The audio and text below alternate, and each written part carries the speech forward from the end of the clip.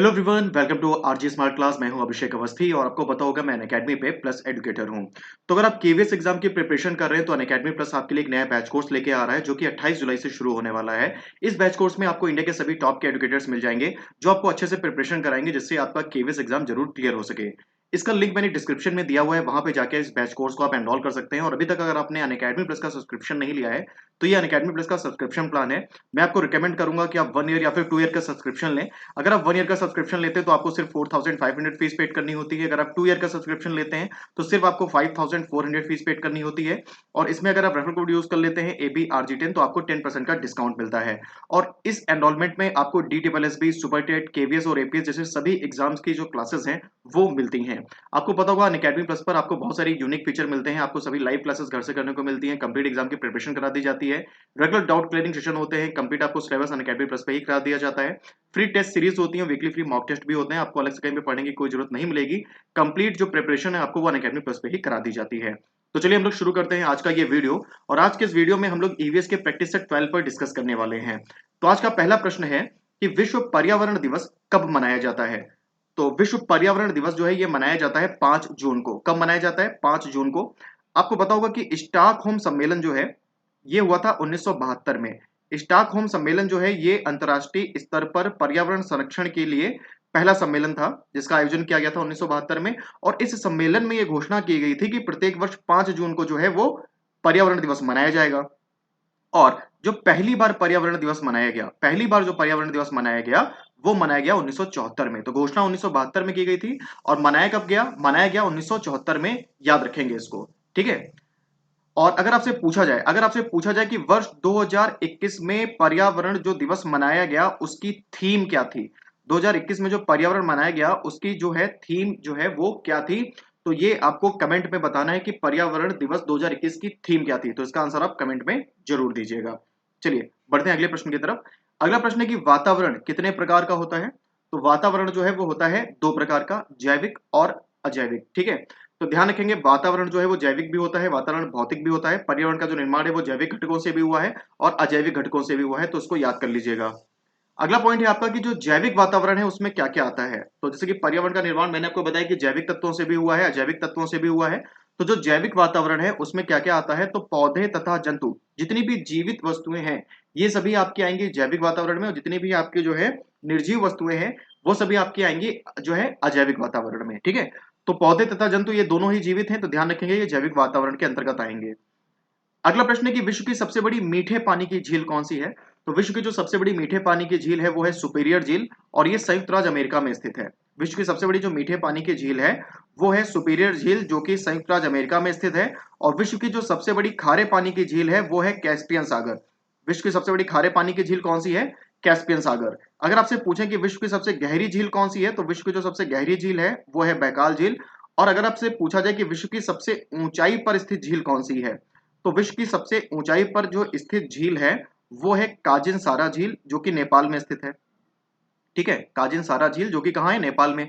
इससे पहले टिटिकाका थी, लेकिन अब ध्यान रखेंगे सबसे ऊंचाई पर स्थित जो झील है वो है काजिन सारा झील और ये नेपाल में स्थित है।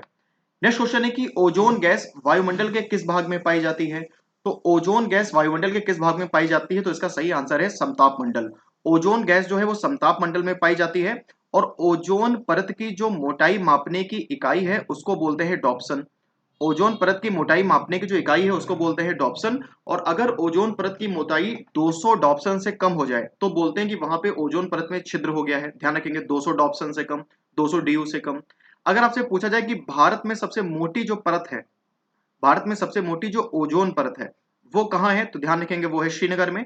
और अगर आपसे पूछा जाए कि भारत में सबसे जो पतली ओजोन परत है वो कहाँ है, तो वो है त्रिवेंद्रम में। तो मोस्ट इंपॉर्टेंट है, ये भी याद रखना। सबसे मोटी परत है श्रीनगर में, सबसे पतली परत है त्रिवेंद्रम में। अंतर्राष्ट्रीय पर्यावरण शिक्षा कार्यक्रम की शुरुआत कब हुई थी? मोस्ट इंपॉर्टेंट क्वेश्चन है कि अंतर्राष्ट्रीय पर्यावरण शिक्षा कार्यक्रम की शुरुआत कब हुई थी। तो अंतर्राष्ट्रीय पर्यावरण शिक्षा कार्यक्रम की शुरुआत हुई थी वर्ष 1975 में, याद रखेंगे। और अगर आपसे पूछा जाए कि भारत में जो पर्यावरण अध्ययन केंद्र है वो कहाँ स्थित है, तो भारत में याद रखेंगे कि जो पर्यावरण अध्ययन केंद्र है वो स्थित है चेन्नई में। पर्यावरण अध्ययन केंद्र कहाँ है? चेन्नई में। और अगर आपसे पूछा जाए कि भारत में जो पर्यावरण शिक्षा केंद्र है वो कहाँ स्थित है, तो याद रखेंगे कि भारत में जो पर्यावरण शिक्षा केंद्र है वो स्थित है अहमदाबाद में। तो मोस्ट इंपॉर्टेंट क्वेश्चन है, इसको भी याद कर लीजिएगा। पर्यावरण अध्ययन केंद्र है चेन्नई में, जबकि पर्यावरण शिक्षा केंद्र है अहमदाबाद में। अगला प्रश्न है कि अंतर्राष्ट्रीय ओजोन दिवस कब मनाया जाता है? तो अंतर्राष्ट्रीय ओजोन दिवस जो है ये मनाया जाता है 16 सितंबर को। कब मनाया जाता है? 16 सितंबर को। और आपने पढ़ा होगा कि जो मॉन्ट्रियल प्रोटोकॉल है वो ओजोन परत के संरक्षण से जो है संबंधित है। तो अगर आपसे पूछा जाए कि मॉन्ट्रियल जो प्रोटोकॉल है ये कब हुआ था, इसका आयोजन कब किया गया था, तो ये किया गया था 1987 में, वर्ष 1987 में। अगला प्रश्न है कि वातावरण का वह प्रत्येक भाग जो कि पौधों पर प्रभाव डालता है वो क्या कहलाता है? तो वातावरण का वह प्रत्येक भाग जो पौधों पर प्रभाव डालता है उसको बोलते हैं पारिस्थितिकी कारक। ठीक है, क्या बोलते हैं उसको? पारिस्थितिकी कारक। अगला प्रश्न है कि अफ्रीका के जो घास के मैदान है वो क्या कहलाते हैं? तो अफ्रीका के जो घास के मैदान है वो कहलाते हैं सवाना, और इसे हाथी घास भी कहा जाता है। सवाना को क्या कहा जाता है? सवाना को हाथी घास भी कहा जाता है, याद रखेंगे।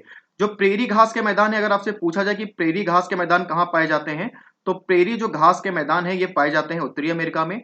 पंपास घास के मैदान कहाँ पाए जाते हैं? पंपास घास के मैदान जो है ये पाए जाते हैं दक्षिणी अमेरिका में। और स्टिपी जो है ये पाए जाते हैं एशिया और यूरोप में।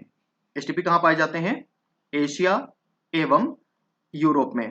और एक और घास के मैदान है जो बहुत इंपॉर्टेंट है, वो है डाउन्स। तो डाउन्स जो है वो पाए जाते हैं ऑस्ट्रेलिया ऑस्ट्रेलिया में। डाउन्स कहाँ पाए जाते हैं? याद रखेंगे, ऑस्ट्रेलिया में। और जैसा कि मैंने आपको बताया कि अफ्रीका के जो घास के मैदान है उनको सवाना बोलते हैं। तो अफ्रीका में दो तरह के घास के मैदान पाए जाते हैं। एक होते हैं अफ्रीका के उष्ण घास के मैदान। तो जो उष्ण घास के मैदान है यानी कि गर्म घास के मैदान है तो वो है सवाना अफ्रीका महाद्वीप में। और अफ्रीका में वेल्ड घास के मैदान भी पाए जाते हैं, तो ये शीतोष्ण घास के मैदान है। ठीक है, शीतोष्ण घास के मैदान जो है अफ्रीका के, उनको क्या बोलते हैं? उनको बोलते हैं वेल्ड। तो ये भी याद रखिएगा। आगे बढ़ते हैं। वायुमंडल में कौन सी गैस सर्वाधिक मात्रा में पाई जाती है? तो वायुमंडल में सर्वाधिक मात्रा में जो पाई जाने वाली गैस है वो है नाइट्रोजन। 78% पाई जाती है वायुमंडल में नाइट्रोजन, ध्यान रखेंगे। और ये सबसे अधिक मात्रा में पाई जाती है। अगर इसके बाद में पूछें तो आप याद रखेंगे ऑक्सीजन जो है 21%। उसके बाद में है आर्गन जो कि है 0.93%। उसके बाद में कार्बन डाइऑक्साइड है 0.03%। अगला प्रश्न है कि विश्व मानवाधिकार दिवस कब मनाया जाता है? तो भाई विश्व मानवाधिकार दिवस जो है वो प्रत्येक वर्ष 10 दिसंबर को मनाया जाता है, याद रखेंगे। विश्व मानवाधिकार दिवस कब मनाया जाता है? 10 दिसंबर को। नेक्स्ट क्वेश्चन है कि भारत में वायु प्रदूषण नियंत्रण अधिनियम कब लागू किया गया था? तो भारत में वायु प्रदूषण नियंत्रण अधिनियम लागू किया गया था वर्ष 1981 में। ठीक है। और एक चीज और याद रखेंगे कि जो लाइकेन है ये वायु प्रदूषण के सबसे अच्छे सूचक होते हैं। लाइकेन किसके सूचक होते हैं? ध्यान रखेंगे, लाइकेन जो है वो वायु प्रदूषण के सूचक होते हैं। जहां पर वायु प्रदूषण अधिक होगा वहां पर आपको पेड़ की छालों पर लाइकेन नहीं दिखेंगे, और जहां पे वायु प्रदूषण कम होगा वहां पर आपको पेड़ की छालों पर लाइकेन दिखेंगे। ठीक है, इसको भी याद कर लीजिएगा। राष्ट्रीय वन नीति के अनुसार देश के कितने प्रतिशत भाग पर वनों का होना अनिवार्य है? तो राष्ट्रीय वन नीति के अनुसार देश के 33% भागों पर वनों का होना अनिवार्य है। और याद रखेंगे ये मैदानी क्षेत्र के लिए है। ये किस क्षेत्र के लिए है? ये मैदानी क्षेत्र के लिए है।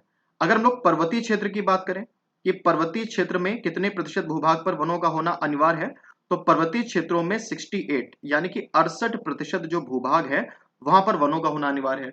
नेक्स्ट क्वेश्चन अगर आपसे पूछा जाए कि भारत का ऐसा कौन सा पड़ोसी देश है जिसने अपने संविधान में यह प्रावधान किया है कि उसके 70% क्षेत्रफल पर वनों का होना अनिवार्य है, तो वो देश है भूटान। अगला प्रश्न है कि मैंग्रोव वनस्पतियां भारत में कहां पाई जाती हैं? तो मैंग्रोव वनस्पतियां भारत में जो सर्वाधिक पाई जाती हैं वो पाई जाती हैं सुंदरवन के डेल्टा में। सुंदरवन का जो डेल्टा है आपको पता होगा कि इसका निर्माण जो है वो गंगा एवं ब्रह्मपुत्र नदियों के द्वारा हुआ है। पश्चिम बंगाल में है सुंदरवन का डेल्टा। तो गंगा और ब्रह्मपुत्र नदियों के द्वारा इसका निर्माण हुआ है, याद रखेंगे। ठीक है। और ये जो आर्द्र भूमि होती है या फिर वेटलैंड जो होती है वहां पे आपके मैंग्रोव वन पाए जाते हैं। तो आर्द्र भूमि के संरक्षण के लिए रामसर सम्मेलन किया गया। और अगर आपसे पूछा जाए कि भारत में कितने रामसर स्थल स्थित हैं वर्तमान में, तो आप याद रखोगे भारत में वर्तमान में 42 रामसर स्थल स्थित हैं। अगला प्रश्न है कि मैंग्रोव वनस्पति का मुख्य घटक क्या होता है? तो मैंग्रोव वनस्पति का जो मुख्य घटक है वो होता है राइजोफोरा। ये एक बैक्टीरिया होता है जो कि मैंग्रोव वनस्पतियों की जड़ों में पाया जाता है, याद रखेंगे। ये एक बैक्टीरिया है जो कि मैंग्रोव वनस्पति की जड़ों में पाया जाता है। और जो मैंग्रोव वनस्पति हैं ये समुद्री तटों को स्थिर रखने में सहायक होती हैं। मोस्ट इंपॉर्टेंट है, याद रखेंगे। जो मैंग्रोव वनस्पति हैं ये समुद्री तटों को स्थिर रखने में सहायक हैं। ठीक है, तो इस पॉइंट को भी याद रखिएगा। चलिए आगे बढ़ते हैं अगले प्रश्न की तरफ। अगला प्रश्न है कि विश्व के समस्त जो पारिस्थितिकी तंत्र हैं उनको मिलाकर क्या कहा जाता है। तो विश्व के जो समस्त पारिस्थितिकी तंत्र हैं उनको मिलाकर एक शब्द में कहा जाता है जैवमंडल। और सबसे जो विशाल पारिस्थितिकी तंत्र अगर आपसे पूछा जाए कि कौन है या फिर सबसे स्थायी पारिस्थितिकी तंत्र कौन है, तो वो है महासागर। महासागर सबसे स्थायी और सबसे विशाल पारिस्थितिकी तंत्र है, याद कर लीजिएगा। अगला प्रश्न है कि पृथ्वी की सतह से कितनी दूरी पर ओजोन परत स्थित है। तो पृथ्वी की सतह से 40 किलोमीटर की दूरी पर ओजोन परत स्थित है, याद रखेंगे। और ये भी मैंने आपको पहले ही बताया कि ये पाई कहाँ जाती है, तो ये पाई जाती है समताप मंडल में, ध्यान रखेंगे।